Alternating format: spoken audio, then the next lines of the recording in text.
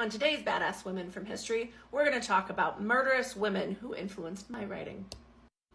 I have an award-winning historical fiction trilogy. The third in the series comes out in March of 2024.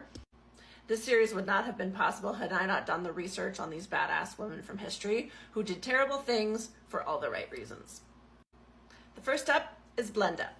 She was a 16-year-old Swedish heroine who defended her entire village from an army of Danish invaders by throwing them a party. They supplied these soldiers with food and drink, a whole lot of compliments, and then they took every one of them out with their own weapons. Because of Blenda's actions, the king bestowed new rights on women, including the ability to own land. Next up, we have Julie d'Aubigny. She was a 17th century bisexual, cross-dressing, fencing opera singer. But none of that is what actually inspired me.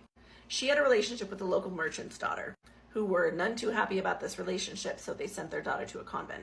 Julie broke into the convent, stole the body of a dead nun, placed the body in the bed of her lover, and set the place on fire so that she could escape with her.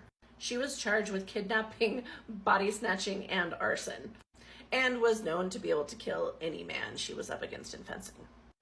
She was never caught or charged. And now, the affair of the poisons.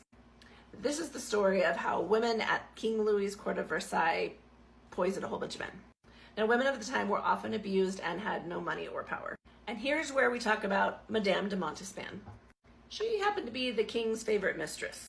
Not only was she rumored to have doused the king's drink with aphrodisiacs, she also participated in black mass rituals, but she also played a part in inheritance powders. This allowed abused women to kill their husbands with some form of arsenic, and it was very difficult to detect. These women not only gained their inheritance, but they gained power over their own lives. All these stories and more are in my Define the Crown series. Check it out.